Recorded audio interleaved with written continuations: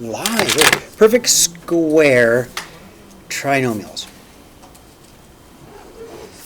2, 10, 2020. Okay, so a perfect square trinomial looks like this. It's going to be some ax plus b squared. Okay, now ax plus b is just like a, so don't let formulas confuse you.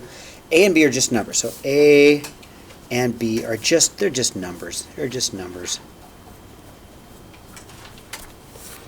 And the reason we call it a perfect square trinomial is because it is something.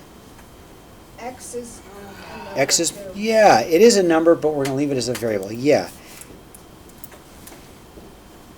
Okay, so it's the same thing times itself. I'll say it again. It's the same thing times itself. That's all it is. Okay, but you have to be careful. So first of all, to be careful, let me do number 1 wrong, because it happens all the time. Here's what kids do on number 1. I want you to see this. Okay, here's what kids do wrong on number 1. They'll go x squared plus 4. Done. What did they miss? the x times 2. Yeah. And then the 2 times x, right? So this is wrong because we would have also had a 2x and another 2x, right? Which makes a totally different trinomial. You guys are never going to make that silly mistake. Of course not. So we're going to go ahead and multiply it out. So we're going to go x times x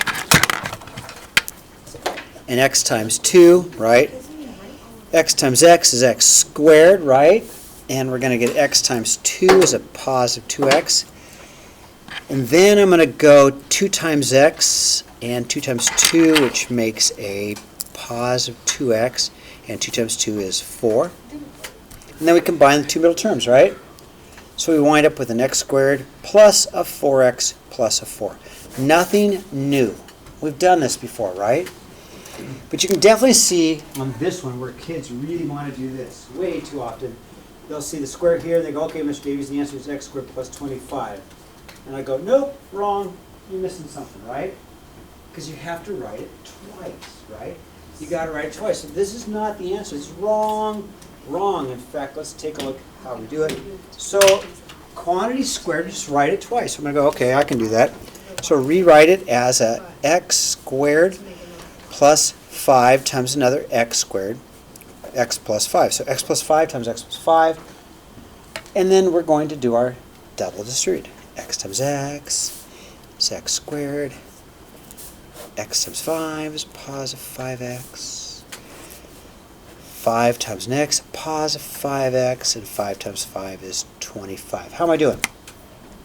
You already got it. Good job. Right? So you get x squared plus 10x plus 25. Now, I'm guessing that eventually you guys are going to be able to do this in your head. You agree? Yeah. You'll be able to do this in your head. You already know x squared. And in your head, you're going to go 5x, 5x, to put down the 10. Can you do it in your head? Okay. I'm going to still, as a teacher, show it a longer way, but you'll get to the point. In fact, I think you did it in your head, didn't you? Mm-hmm. Right? Now, example 6 is called difference of squares. And I'm going to show you why. It's called difference of squares. It's because of the minus 6 and the plus 6. So when I multiply this one out, I'll still go x times x is x squared. X times 6 is a positive 6x. Negative 6 times x is negative 6x. And negative 6 times 6 is negative 36. Okay, how'd I do? I'm going to combine these two, but these two cancel each other out. Can you see that? That's it, just x squared minus 36. And it's that plus minus that does that, and that's why it's called difference, because at the end, check it out. That's a square, x squared, and that's a square. 36 is 6 squared, so you got a square minus a square, don't you? Thumbs up. Okay, should be a super easy day. Okay, and that's all I have. What do you know? Wow, easy day for you guys. So,